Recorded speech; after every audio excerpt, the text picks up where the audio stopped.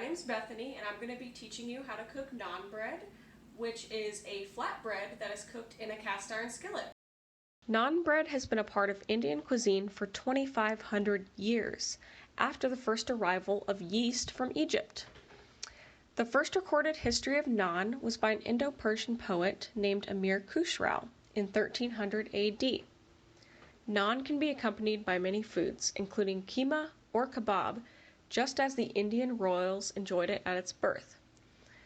Naan became a more common food to be enjoyed after the late 1700s.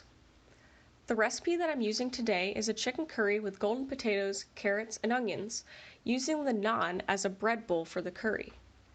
While trying out this recipe for the first time, I noticed that pushing the naan into a bowl shape decreases the quality and airy texture to the naan, so I recommend keeping the naan on the side. The ingredients for the naan bread include warm water, sugar, active dry yeast, all-purpose flour, baking powder, baking soda, kosher salt, full-fat yogurt, milk, olive oil, and unsalted butter. The tools needed for this recipe include large mixing bowls, liquid measuring cups, dry measuring cups, measuring spoons, a rubber spatula, a flipping spatula, whisk, plastic wrap, a sifter or a mesh strainer, which is what I used, a stovetop, saucepan, rolling pin, and a cast iron skillet, and a temperature probe. Before getting to work, make sure that you follow all food safety precautions,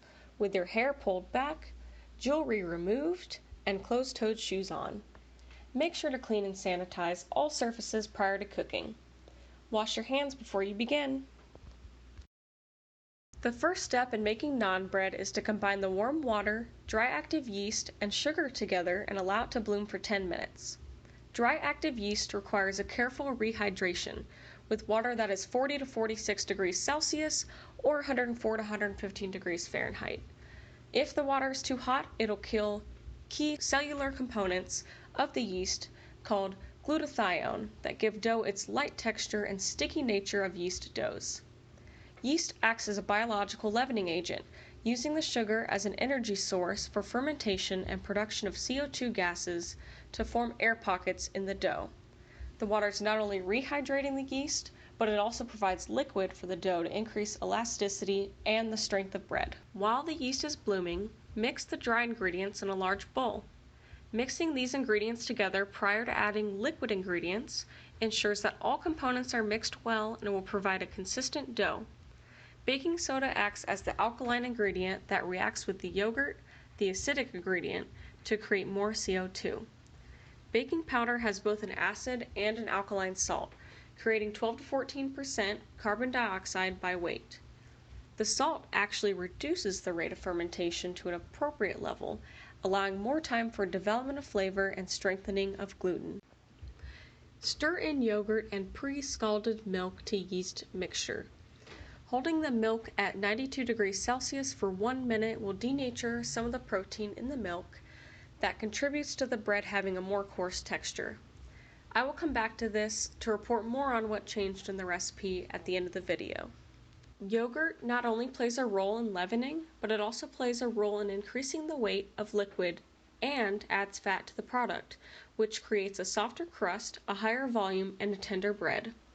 The fat in the yogurt coats the gluten and starch in the flour, allowing for more elasticity and strength of dough. Milk also gives additional liquid and fat to the bread. Remember to store TCS foods, such as milk, at proper temperatures. Prepare scalded milk only far enough in advance to allow it to cool to 40 to 46 degrees Celsius, as to not kill the yeast during the mixing process. Add dry ingredients and begin kneading the dough with your hands on a floured surface. This process will begin leavening and gluten formation as the starch granules become hydrated and lubricate glutenin and gliadin, developing a gluten complex. I'm using the straight dough method, where you mix all ingredients prior to fermentation and proofing. In a large greased bowl, add dough and cover, allowing to rise for 2 hours. This is where the leavening agents begin to work once all ingredients are well mixed.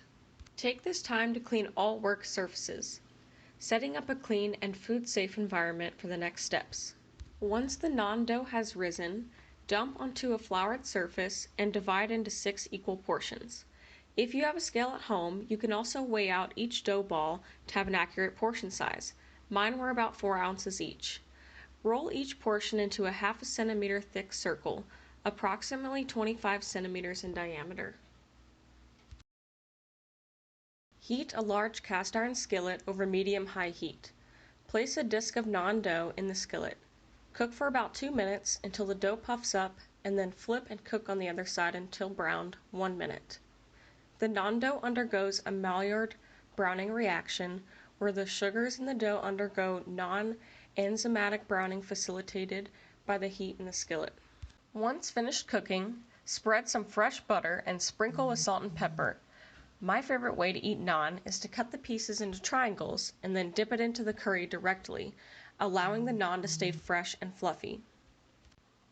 Scalding the milk definitely made the dough less sticky and easier to handle, resulting in less flour being added to the risen dough.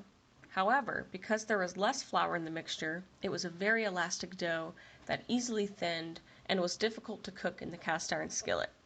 The naan did not have the same volume as the first batch did. In fact, it had a much lower volume than anticipated. I would have to try this technique again, as the temperature of the milk was uncontrolled and perhaps did more damage than good in this case.